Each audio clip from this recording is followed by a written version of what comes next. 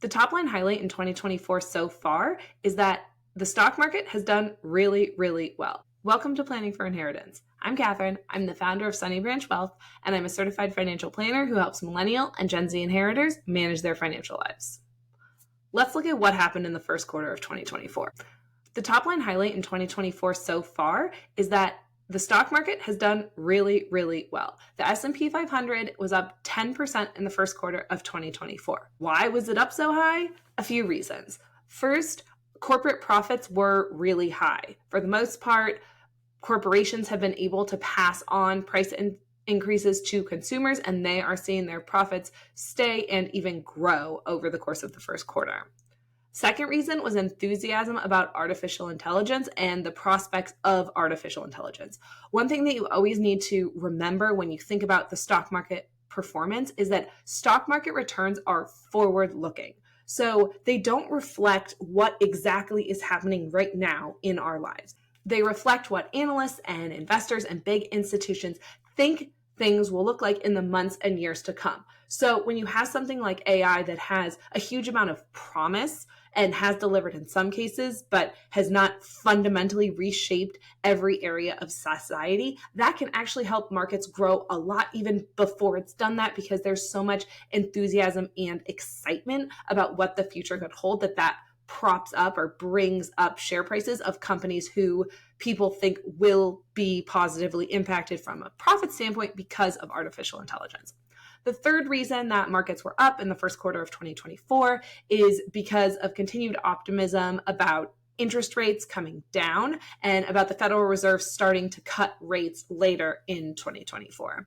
Remember that at the end of 2023, the market thought that the Federal Reserve was going to start cutting rates in March of this year. That didn't happen, so there may still be some over-optimism in the market about when and how often the Fed is going to cut rates in 2024, but it is expected that at some point this year, they will have at least one rate cut.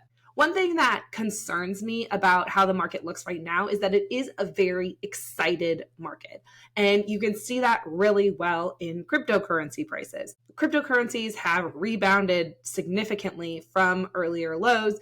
Bitcoin is way up, in part because in January, there were 11 new Bitcoin ETFs that launched. So it was easier for people to invest in Bitcoin through these ETFs. These ETFs now have $50 billion of assets in them. So it's $50 billion invested through these Bitcoin ETFs, which is a huge amount of money and a huge amount of speculative investment. That amount of speculation always makes me nervous when I see it in the market, not because I'm sure that it's going to come before a market downfall, but when there is that amount of optimism and that amount of speculation, it's frothy. And when things are frothy, it makes me concerned about what's underneath the surface that we're not seeing. Looking at the US economy as a whole, as opposed to just the stock markets, there are some bright spots in the US economy. The bright spots are that unemployment is still really low, consumer spending is still really strong, and inflation is starting to trend down. So price increases are starting to moderate, prices are starting to come down, not across the board, but by most counts. But there are also some weak spots in the economy. There are increasing numbers of credit card delinquencies, so people who aren't able to pay their credit card bills. There was a New York Times article that found that missed payments on auto loans are increasing at the fastest rate in the last 10 years. Both of these are worrying signals for the health of consumer discretionary spending. And if people aren't able to continue spending money, if people aren't able to make their loan payments, then that can signal a broader problem in the economy as a whole. Another big weakness in the economy right now has to do with work from home and office vacancies. Office occupancy is at 50% or less right now across the United States on average.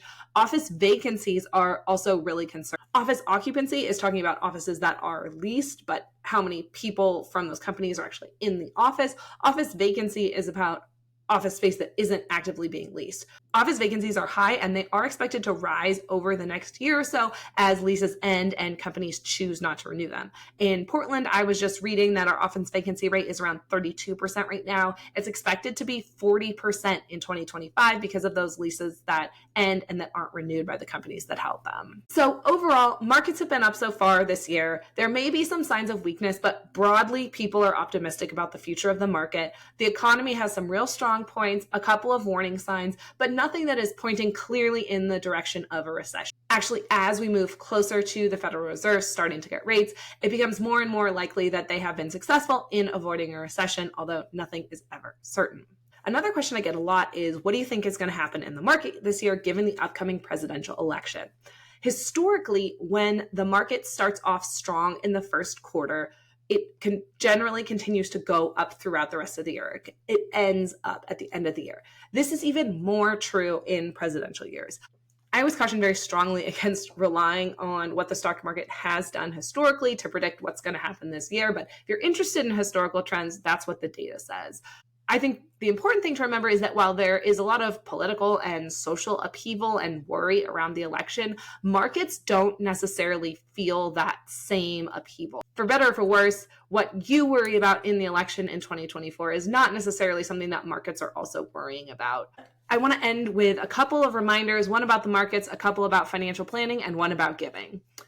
The first reminder I have on the investing side is that we have seen a lot of performance come in the first quarter of the year from the S&P 500, from large companies within the US.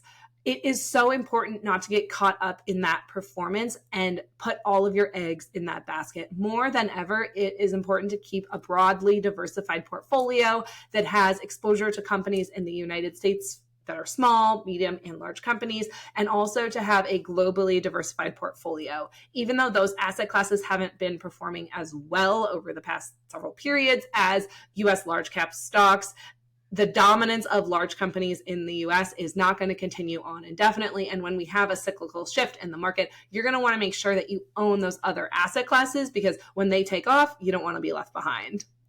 The next reminder I have is on the financial planning side. Just a quick note that taxes are due on April 15th. If you didn't know that and haven't been planning for it, then take this as your reminder to get started. Hopefully, you're already on top of it.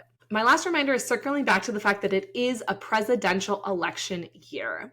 If you are worried about American democracy, if you want to promote free and fair elections, if you want to preserve essential democratic institutions in America, then I really, really strongly urge you to start giving money away this year to organizations that are working to protect American democracy, to safeguard free and fair elections, and to promote democratic candidates and progressive ideals in the November election.